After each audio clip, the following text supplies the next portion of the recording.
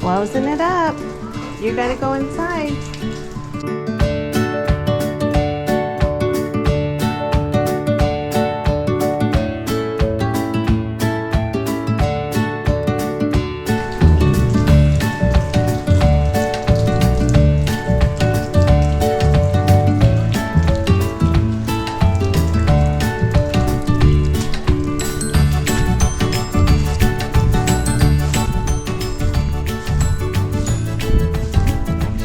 Nice out here. It's so hot. It's amazing.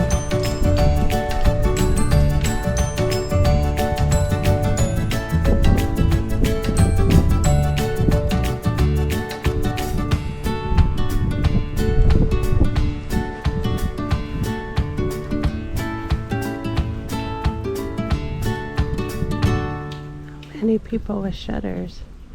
They got some cloth.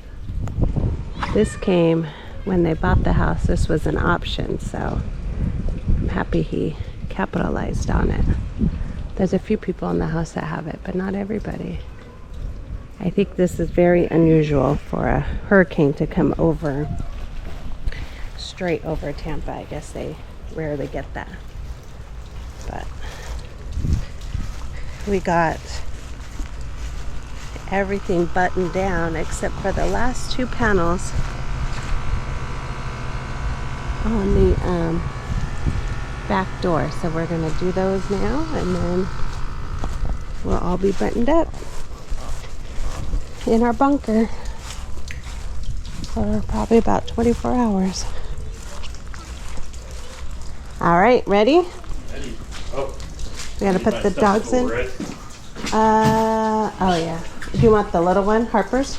Yeah. Come on out, Harper. Are you coming out? Oh, you're gonna help with those? Okay, come on. Come on. Just stand right here. You can stand right here. Let me get your stool.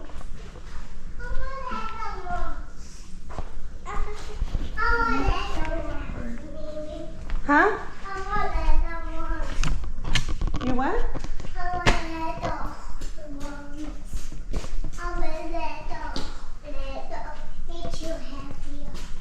The ladder's too heavy? No, Legos. Legos? No,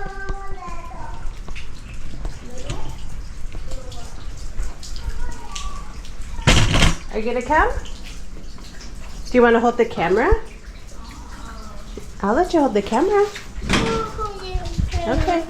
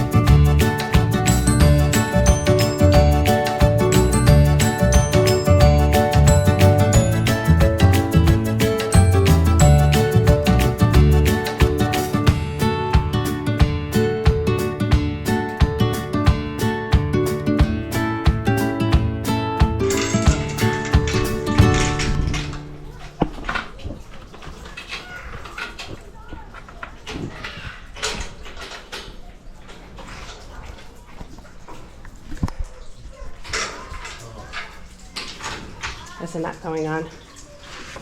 I don't know. Might just be my sausage fingers. Oh, perfect. It's working? Okay, good. Oh. Think so. Yep, we're good. Okay. Now you do that up there with this, and then I'm gonna leave this. What do you, yeah, you need these two for the inside. Yep, you can put in that corner right there. Okay, I'm gonna go on the inside. And then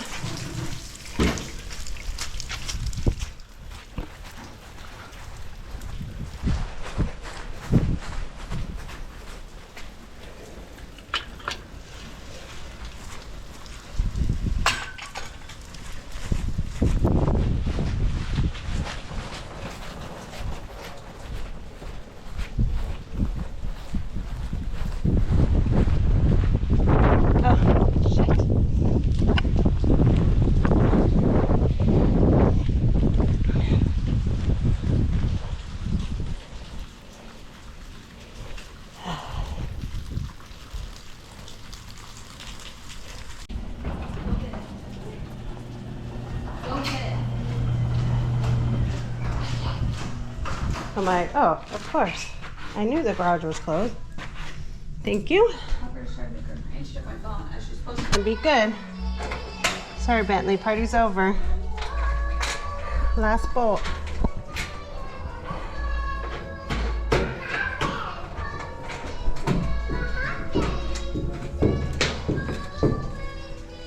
Cool. All right, so stool and then all those. Okay. Now we gotta get his car in here, which barely fits at an angle. So in case of an emergency, then we can barely make it out the garage, because this will be our only exit. And there's one emergency window exit, but you have to undo a bunch of bolts.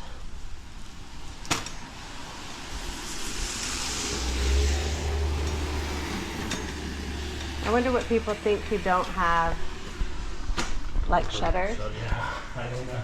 You think they're nervous? I would be. I would be too.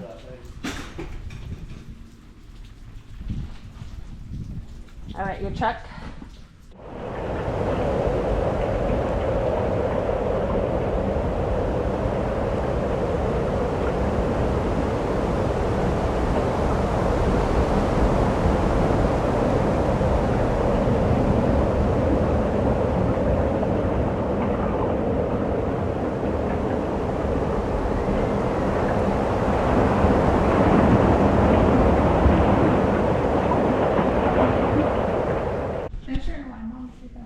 Absolutely. It's Zinfandel. It's real mellow. Say hi, everybody. Can you move the camera out just a little bit? 3 days old. I'm getting my first hurricane.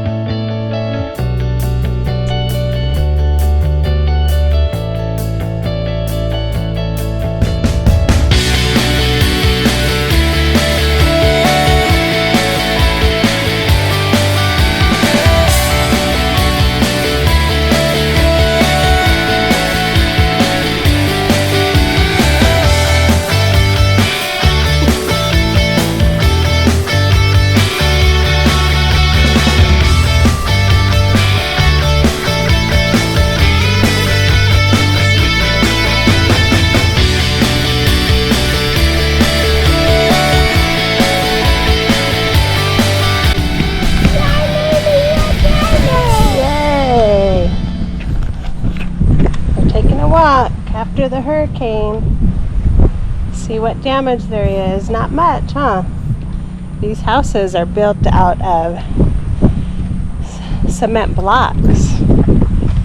So my daughter has a 1-story, so the whole house is a cement block. It was actually not terrible. And they have those metal shutters, so I heard the most of it because it was coming from their side of the house, the bedroom across where I was, so it wasn't really bad at all.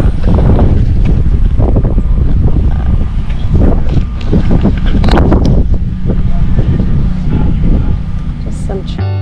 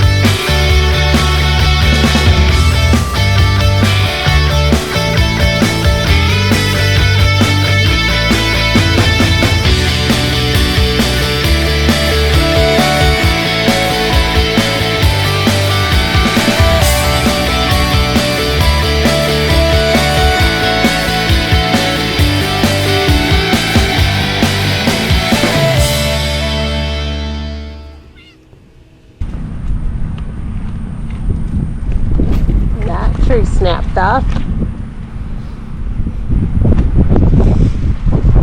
Livy!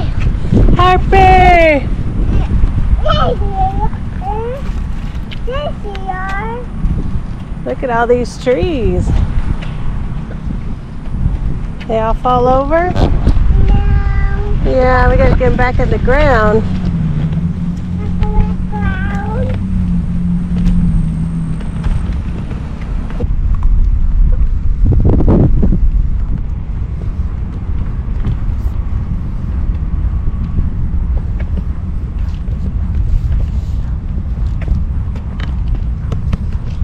Smart, they put the outhouse in that garage.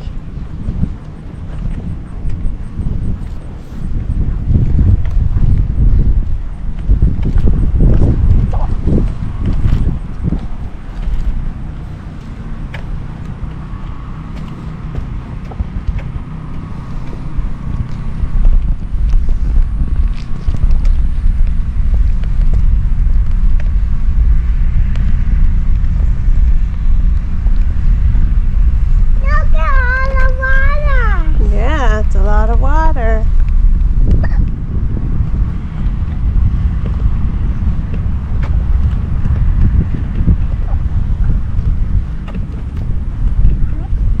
The cars are coming. Cars are coming.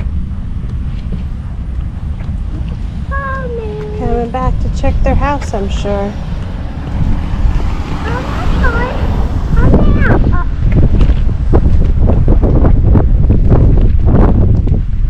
Daddy.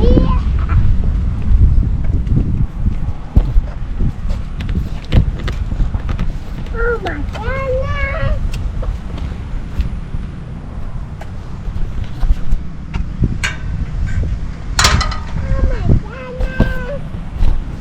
Oh my goodness. That's so beautiful. So beautiful? Or messy? No. Beautiful? Yeah. Yeah.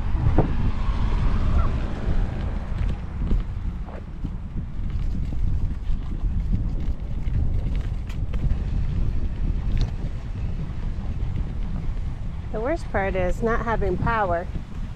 Oh. Huh, the light's broken? Yeah. Yeah, no lights.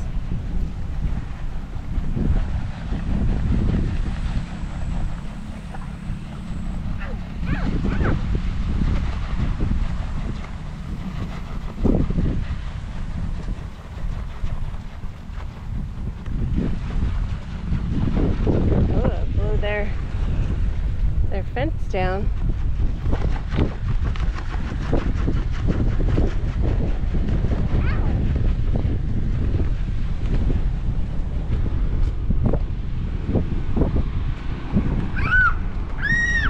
What's the matter? Huh? Huh? Okay, I'll take that one off. Let's get to the park. Want to go to the park?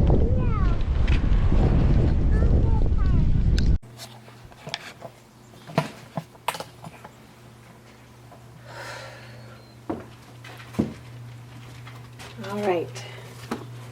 I've been gone for about almost 3 weeks. And I just made it back last night from Florida. Survived the hurricane. Scary on the surface, but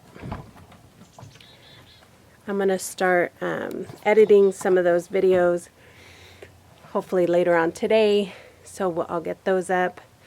But I wanted to show you what's going on the homestead since I've been gone. So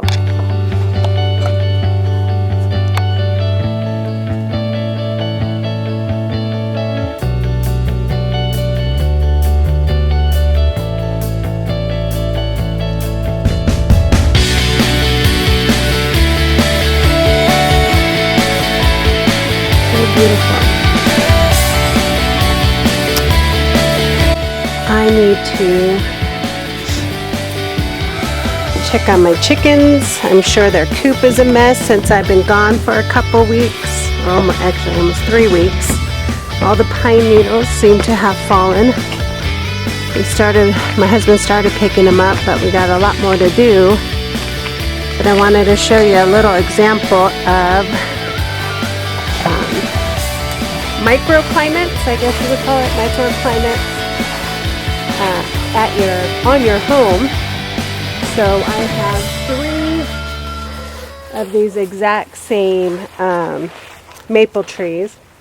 I think they're called blaze maple trees, and they kind of all change at different times. Look at these 2 trees. This is the east side of my house. And so this tree, everything was green, and I barely had little red tips when I left on that front tree. But now this tree has started. You can see it still has some green on the bottom. And then the yellow is starting to turn into brown. It's so pretty. And this side gets the most sun, as you can see. And then this one, it's still sunny over here, is way more green with just a little yellow coming in now. Get out of the sun. And especially through winter, this front of my house, which is the north side, doesn't get any sun, and it'll stay pretty cold over here. So that's why this tree is actually moving a little faster into winter. But some of these little bushes will turn. You can see that one right there is turning as well. And then my apple tree and stuff will start turning. So, but the garden, as you can see, this is an apple tree, paradise apple tree that's just sprouting here. It's starting to change colors. This is my favorite time of the year.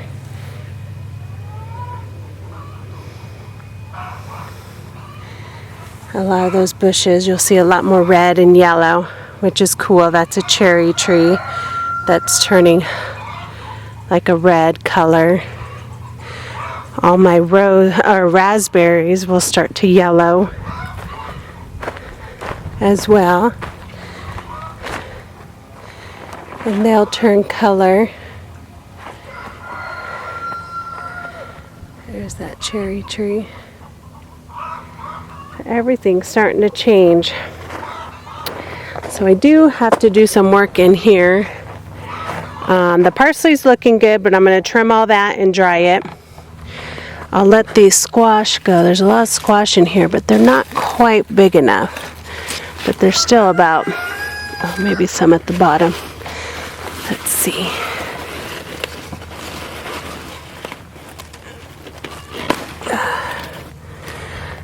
It's decent. They can go a little bit farther. But all the calendulas are dying, so I'll save. These are your seeds. So I'll pull these off and get a baggie, save the calendulas, and replant those. Some zinnias. These are the foxgloves. I got some peas. I'm going to pull the peas that are ready, and I'll start to be able to save the peas for those chicken pot pies. You can see this one starting to die back. which is good. Winter's coming, so that's good. My sunflower that just bloomed when I left, look at it. So I gotta find out where the seeds come from. I don't know if they're inside there.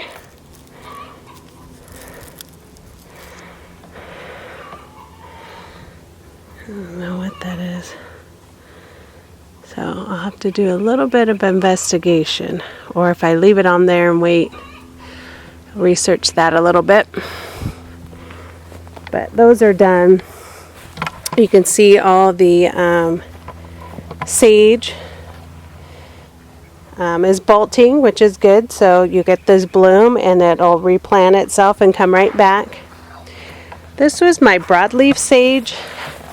It's not very aromatic or flavorful. I think it's pretty plain, so I don't know. I think I might pull those out and just get rid of them so they don't come back next year. They weren't my favorite.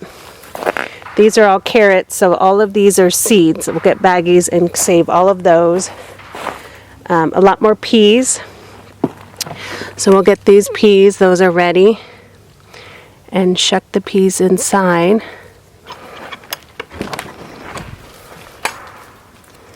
Ooh, it's hot in here. More parsley. Ooh, paprika's almost red. So these are doing good. I don't want to ruin it. Some more plantain.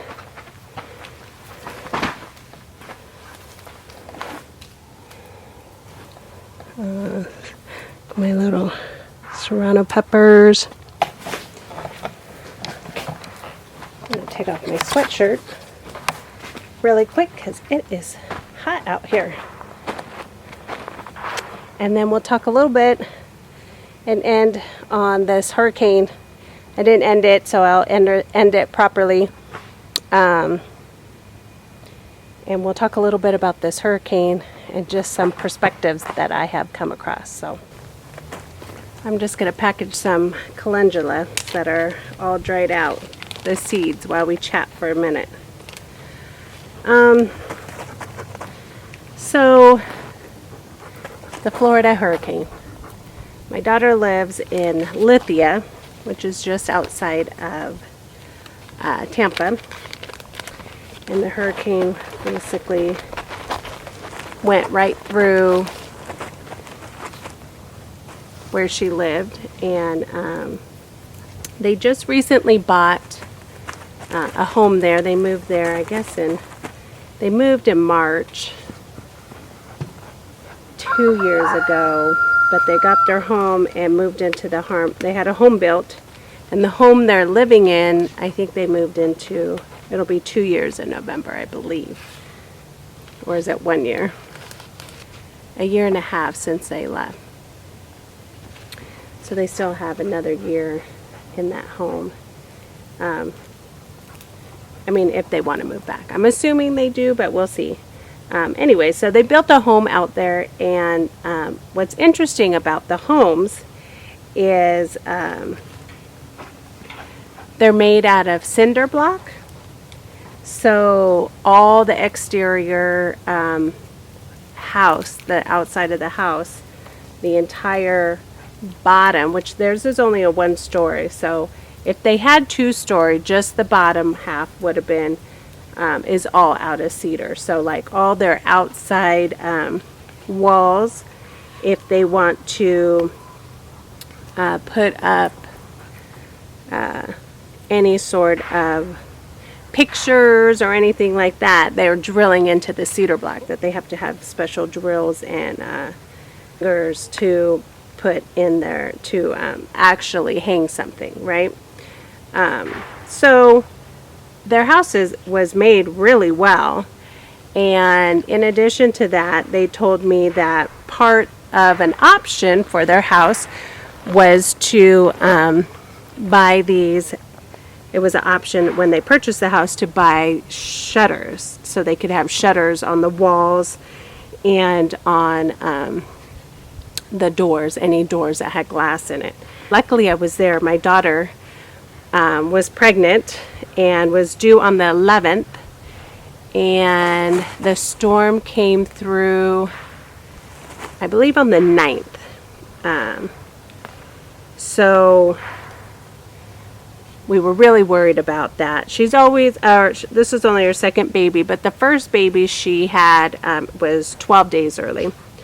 So we were kind of assuming it was going to come early. So I was there, I think on the 26th of September, I got there. So it went pretty fast, which was nice. And the baby was healthy and nice. Noah David is his name, 7 pounds, 12 ounces. He's just looks great. And healthy, and is doing wonderful, and Mom was happy. It went by so fast. She didn't have to have any drugs and nothing, no IV, nothing. She said she probably felt better than she ever did for the first pregnancy, so I told her it had a lot to do with that. So she's amazing. I thought I had quick babies. She beat me by miles. So they had that Sunday in the middle of the night, so they had to stay. They came home Tuesday, right before the storm. The storm was coming Wednesday night. So they came home Tuesday evening, and we got Mom all settled and Harper down. Oh, Harper was down for her nap, I think, and or maybe Harper was going down to bed. And I helped him finish some of the doors, and they have this huge slider that basically is the whole entire back of their house. So there was 18 shutters we had to put on. That took a long time, and we left 2 shutters off on that Tuesday night so the dogs can come in and out, because once it's closed up, I mean, you can't go out any door except the garage, and there's one emergency window that has bolts on the inside that you have to undo and push it out to get out if there was an emergency that you had to get out. All the cars in, everything was inside, and just hunker down, and we ended up putting on music for Harper, let her dance, and just kind of distract her from any noise, or that we had all the shutters up because it's dark, but the lights were on inside and everything was fine. We put her down for bed at 8, and we sat down to watch a movie, and I think about 8:30 the power went out. So the power was out since 8:30 on Wednesday night, and the storm came through. It was coming from the southwest, and their bedroom is on the southwest side, and where I was staying, I was on the northeast corner of the house, and so we really couldn't hear too much. It was pretty insulated, I would say. But when you went to their bedroom, because they had more windows and they were closer to the storm, we were in the middle originally, like where the living room is. But when you went to the room, you can hear the wind howling a little bit more. I went to bed like at 10:30, I think. And the worst was probably around midnight to 3 in the morning, and I slept through the whole thing. Harper slept through the whole thing. I didn't hear anything. They said it was very loud on their side. I think the biggest issue that we had was, let me mark these, was no power. And that's one thing that I think people need to consider in disasters.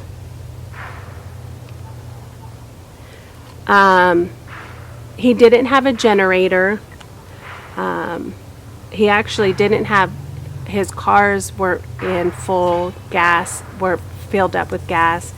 I think that was worrisome to Eric, just being the husband, and if they needed to leave, they really couldn't go anywhere. And then by the time the storm comes, everyone already left, so there's no gas anywhere anyways, and then gas stations don't have power, they can't pump gas. And then the storm already hit. There was a lot of road damage all around in the neighborhoods that people can't come and go anyway, so there's no way gas is going to come and drop off, even if gas stations did have generators.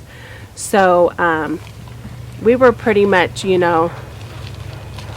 worried about that for a while, not having gas. And the neighbors had a whole house generator, which was nice. So we were able to charge our phones or make a cup of coffee with the if we needed to. But for the most part, there's no cell service. I mean, the cell sites were down.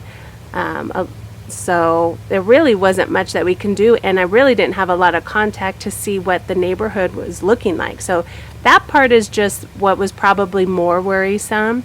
And being in a city, just because now I live in Montana in a real rural area, it really solidified to me that I'm not going ever back to a city area.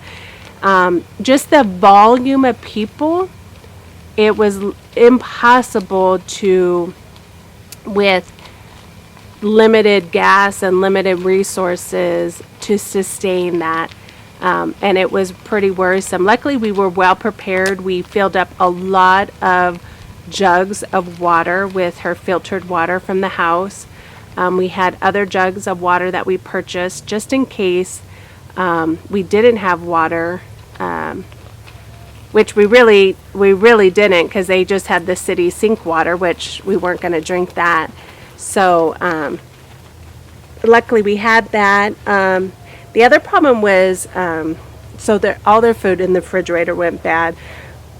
We did have some ice, but putting it in the ice chest, even in the Yeti, it's so hot there, it didn't even last 24 hours by the time it all melted. So the food was going bad very quickly.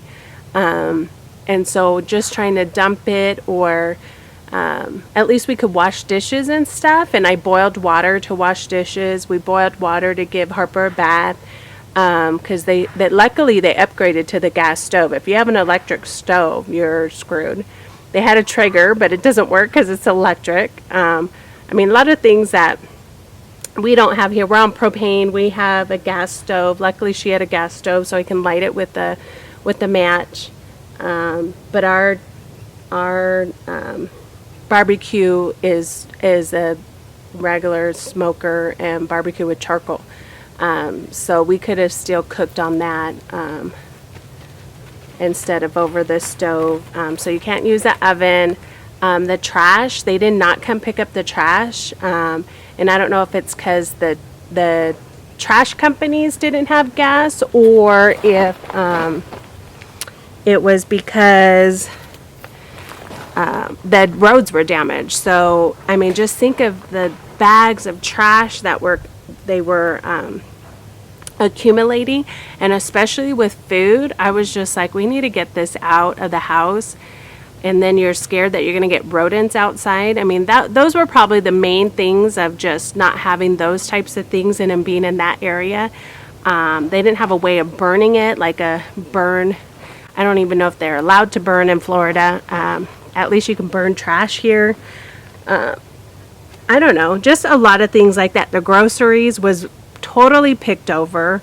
Luckily, my daughter's well stocked up in food, but like I said, a lot of her meat and stuff, we were worried that was going to go bad. People really came together. I thought that was beneficial. They really came together and allowed us to put food in some of the freezers who had generators.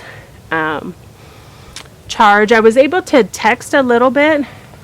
Just, it was real intermittent. Like it was coming and going. As far as the cell service. Sometimes I could talk to someone, sometimes I couldn't, but for the most part, you can't really like get on websites to look at the news or things like that. So maybe having a radio to listen to the local news would have been good. We don't know if there was another storm coming or anything. So there was just a lot of things to consider if you ever have a disaster. And it doesn't have to be that you live in a hurricane zone, whether you live in a fire zone or whatever, just making sure that you have those resources. And it's not so much like they talk about or make fun of like preppers and stuff. And I don't consider ourselves a prepper, but I do try to just be able to be self-sufficient. And I guess I would have felt more comfortable here if a disaster like that happened. So those things I was really worried about, but Eric got a hold of a generator, which was super awesome. He was able to go to Camping World because he recently bought a trailer, and he knew they had generators there because all the generators were gone as far as Lowe's and Home Depot or anything that you would think of. And he called Camping World probably, when did we call? Saturday? I think people started to some people started to get some power back from Wednesday, and he was able to get a generator. One of the neighbors did have gas, and she drove around, and she drove by the Sam's Club, which we weren't members of Sam's Club, but she was, and she happened to run into a worker that was standing because they blocked off all of Sam's Club because everything was closed. But she stopped and asked, if they had a gas station and if they were going to get gas, and they happened to tell her, yes, they're getting gas in the middle of the night, and they're going to open at 6 a.m. So Eric and I drove at 4 o'clock in the morning to Sam's Club to get in line, and the line was already down the street at 4 in the morning to get gas. So I brought her car because she had like less than a quarter of a tank, and he had a quarter of a tank, and we stood in line. We had some gas cans, and we stood in line it took us almost 4 hours to get gas and fill everything up. And we felt neighbors' gas cans up because they had some generators. So we did that for a lot of the neighbors. And then luckily, Eric did find a generator the next day, or later that day. And no, it was the next day because that was Friday. So Saturday we were able to find a generator. So he went back and stood in line, and Sam's Club still had gas, and it took him about an hour, I think, to go through it this time and get gas for the generator, and they were able to plug in the refrigerator. The biggest thing was like just milk for the baby, so for Harper, and some of her food, and they were able to do that and get the generator started, and then we were able to go to the store and just get bare minimal stuff. They really didn't have a lot of stuff. Luckily, we were stocked up on eggs, and we were able to keep those good.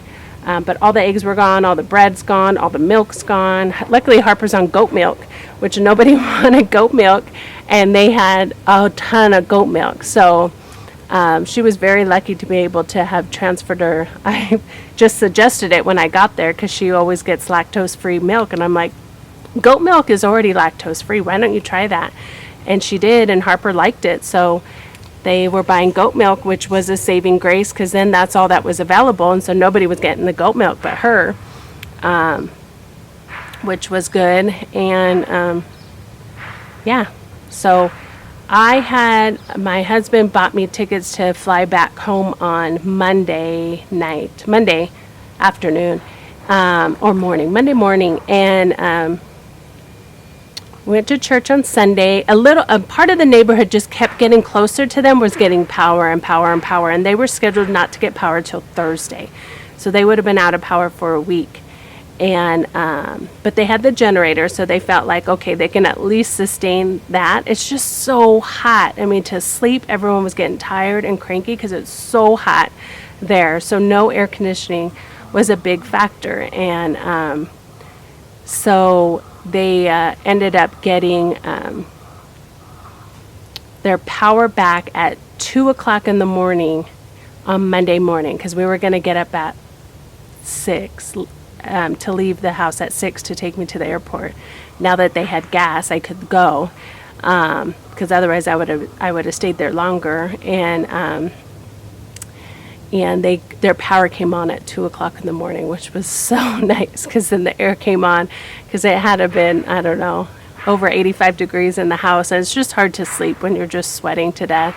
Oh, and then they got an email saying, don't shower, don't use the sink, try not to flush the toilet unless absolutely necessary, because their sewer was backing up, because the sewer plant had no power, so they were manually pumping out the sewer, and they couldn't keep up manually.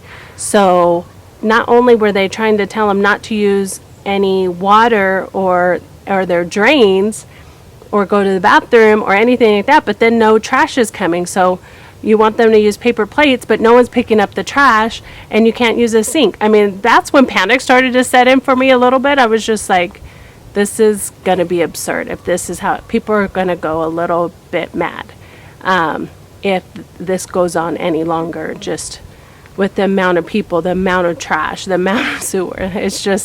It was a lot in a small area. So once the power came on that morning, I felt so much relief. I was praying all night long that they would get power. I felt terrible if I'm leaving them, coming home, and they have no power. I mean, it was just a struggle. It's nice to have an extra hand right there to help you. And so the fact that they got their power, and Harper's preschool opened back up that same day, Monday. So Harper got to go back a little bit to spend some time in preschool for part of the day, give Dad and Mom a little reprieve to, just clean up and get settled in the house. And then give Mom a little time to rest and recover a little bit more with the baby. It was a lot of comfort to see that they got power back on. I wasn't worried about surviving. I was more worried just about people's mental state, really. I knew we would survive. So that part was probably the worst part. Other than the storm was really not that bad. It was the aftermath and just those things that I don't think people consider or think about. And hopefully, if you see this, just making a mental list, like being able to have water, or maybe a manual filter for water, or a generator, gas cans, a way to get gas or to store some gas. Gas goes bad, so you have to be able to rotate it and stuff, but just being ready in case there is some sort of disaster, because it could happen to anybody, anywhere. That was just happened to be that hurricane disaster. So we get fires, but like in California, we got a lot of earthquakes. I mean, all of that can happen. Earthquakes is probably worse because you don't know when it's going to happen. At least a fire, we kind of have some time to prepare for that. We had fires in California too, but earthquakes is probably the hardest one. You can't prepare for that or know when it's coming, and you would need to be prepared to be able to at least survive and take care of your family. So that was a big deal. So, but we're back. Everyone's safe. I talked to everyone. Everyone's good. Everyone's having a good day. Everyone's kind of getting back to normal. Hopefully their trash will get picked up tomorrow. Wednesday's their normal trash day pickup. So just getting that trash picked up will be a big deal too. So, and then I think everything's kind of rolling back to normal. So thanks for listening. That was my first hurricane. We survived, and here's to another day. I hope you enjoy this video. See you soon.